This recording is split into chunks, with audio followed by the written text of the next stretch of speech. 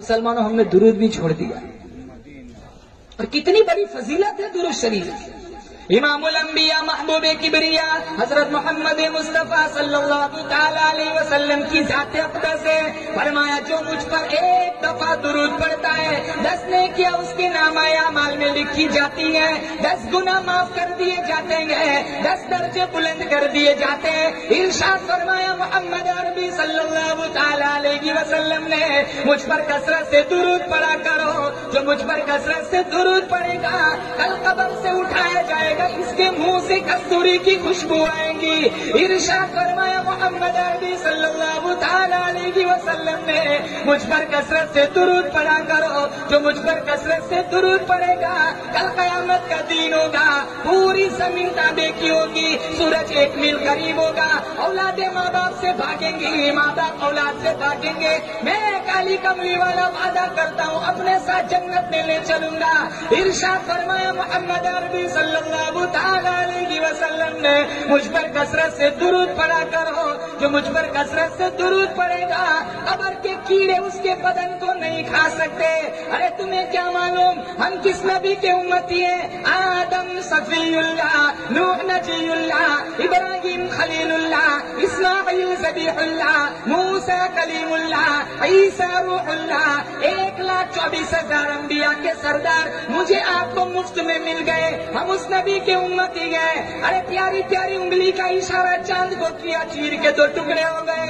हम उस नबी के उम्मती है। आयशा सिद्दीक़ा रज़ियल्लाहु ताला अन्हा फरमाती है, मैं सोई हुई थी, मेरी आंख खुली, मैंने देखा सरकार सजदे में इतना रोए, मुझे डर लगने लगा कहीं मेरी मांग तो न उजड़ जाएगी। जब आप सलाम से फारिग हुए मैंने पूछा, या रसूल अल्लाह इतना रोना क्यों आ गया? फरमाया, आयशा मैं सजदे में अपनी उस उम्मत की बख्शिश की दुआ मांग रहा था जो मुझे देखेंगी नहीं, कलमा मेरा पढ़ेंगी। हम उस नबी के उम्मती हैं। एक वक्त में 2 पत्थर पेट पर बांध कर अल्लाह का कुरान पढ़ा। हम उस नबी के उम्मती हैं। 15 दिन दरख्तों के पत्ते चबा कर अल्लाह की तौहीद का पैगाम पहुंचाया।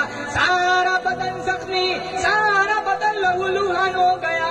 उहुद की पहाड़ी से पूछ के आओ, मक्का की गलियों से पूछ के आओ, तेरे ऊपर काली कमली वाले का कितना लहू बहाया गया था।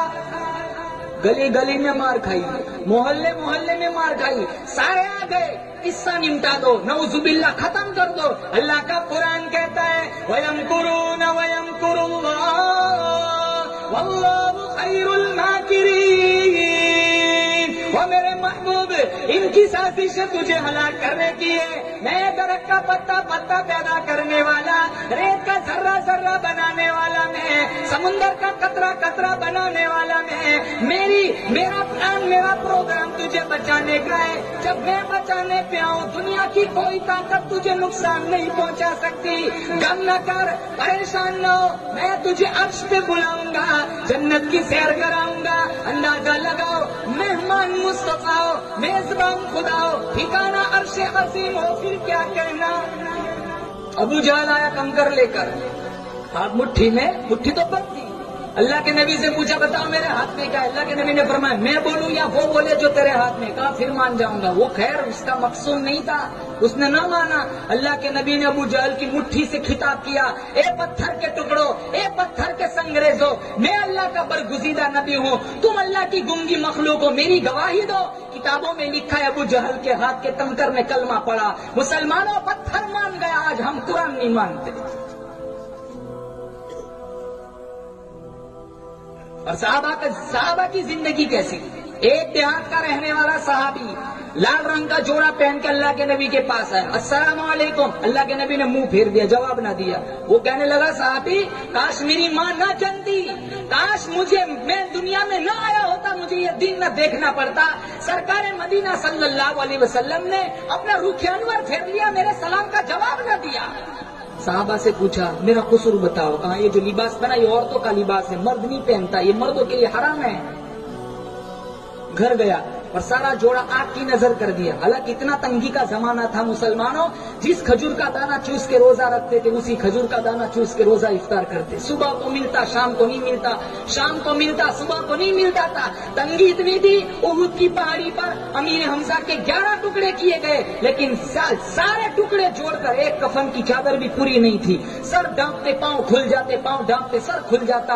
اللہ کے نبی نے فرمایا سر ڈانپ دو, میرے چچا کے پاؤں میں اس کھیر نامی گھاس ڈال دو. اتنی تنگی تھی. اللہ کے نبی کی سب سے بڑی بیٹی زینب, اس کا انتقال ہوا. اللہ کے نبی نے خواتین سے کہا جب غسل سے فارغ ہو جاؤ مجھے اطلاع کرنا, کفن کی چادر میں دوں گا. جب خبر دی گئی آپ نے کفن کی چادر دی اور کہا بیٹی زینب اس وقت تیرے ابا کے پاس اس سے زیادہ دینے کو کچھ نہیں.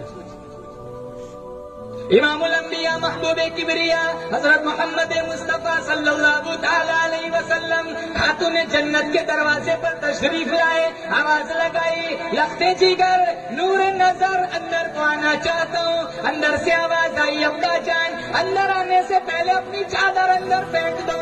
چادر اندر پھینکی بعد میں تشریف لے گئے.